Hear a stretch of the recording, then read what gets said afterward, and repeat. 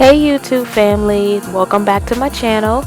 Today I'm going to be showing you how I made this beautiful DIY tufted headboard, and the best part about it, there is no sewing involved at all. So if you're interested in learning how I made this headboard, please keep on watching.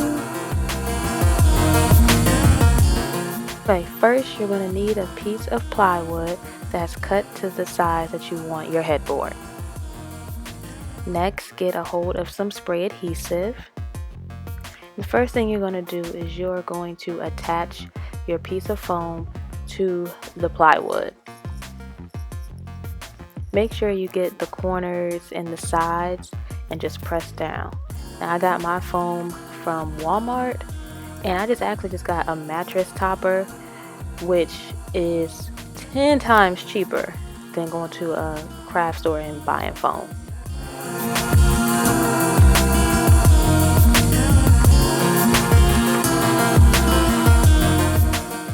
Now as you can see, I actually put 2 layers of foam down because I wanted mine to be pretty plush, but you can really go for one, but I just wanted mine really thick.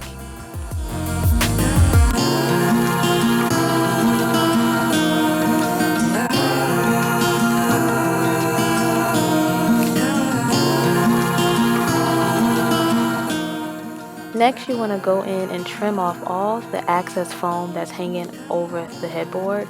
Now you can use, no matter what size headboard, a size twin mattress pad, but you're still going to have just a little bit that you need to trim off.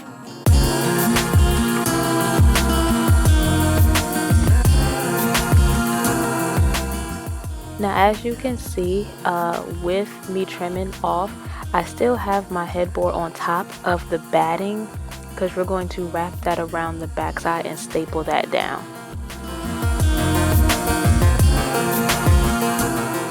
Now as you can see, I have my batting laid down, so I can go ahead and start stapling it.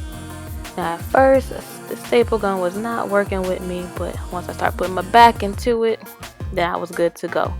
Now you're going to staple it all around, making sure that you pull it super tight.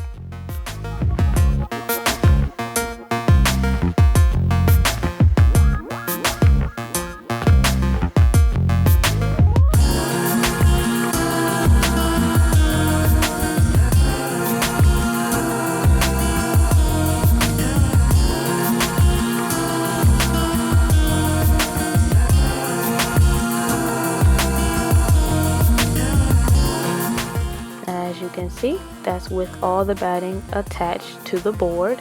Don't mind the access, I'm going to trim that off. Now this next step is optional, but I highly recommend it. You want to just make sure you get all the wrinkles out of your fabric.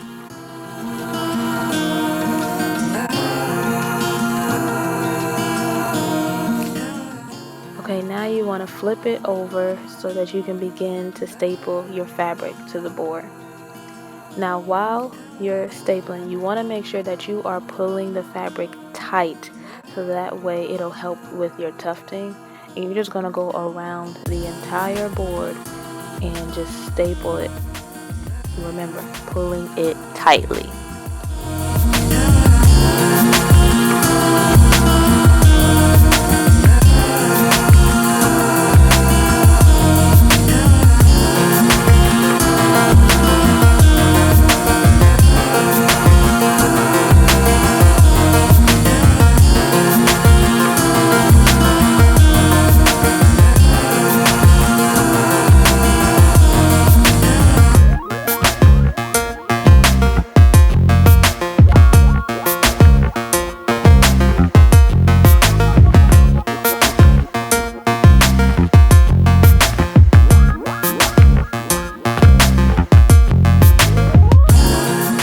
And here's what it looks like after it's been stapled and trimmed.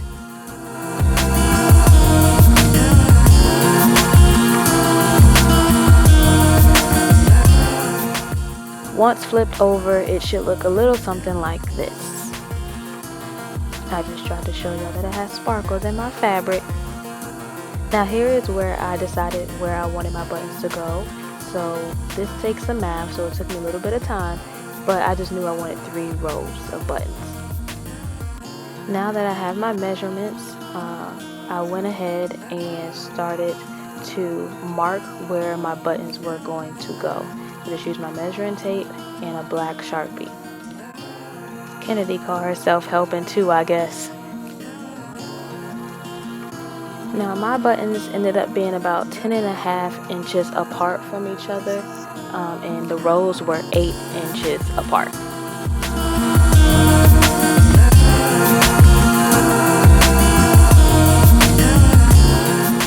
And this is how it looked after all my buttons were marked.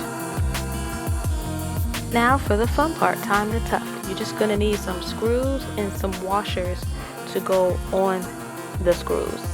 As you can see, I have my screw, and then I put my washer, and you're just gonna put that washer right on the screw, so that way it's going to catch any fabric that tries to go on top of the screw when you screw it down. Now all you have to do is just make sure that you put the screw all the way down so that you can touch the wood, and just go ahead and screw it right in. Now I will say you want to make sure that you get some screws that's about as thick as how your board is. That way you don't have to worry about screws not going all the way in or them being way too long.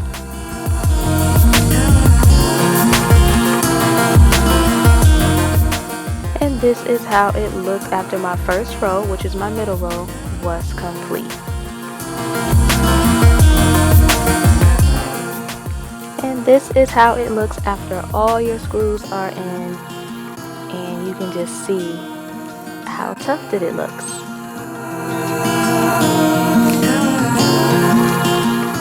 Now for my buttons, I used these crystal buttons that I ordered from Amazon. It was a pack of 24 for $5. You can get a button making kit from like Joann's or Michael's, but I knew I wanted the crystal, so that's what I did.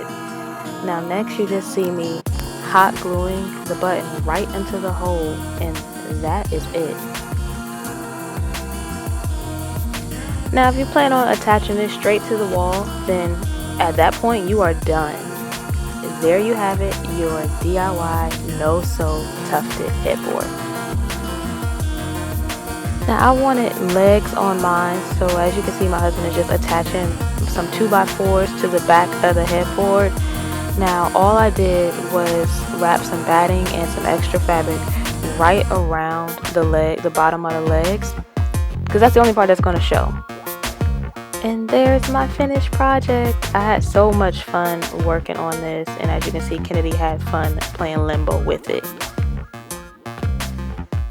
Y'all, these headboards go anywhere from $200 to $1,000, and I made this for $68. It is super affordable, super easy, and any of you guys can do it. So I encourage you all to try this project if you want to add a little oomph to your bedroom or just to a plain bed that you have. I will have everything that I used and the price down in the description box below, so make sure you check that out. But this is the end of the video, so please like, comment, and subscribe, and I will see you in my next video. Bye!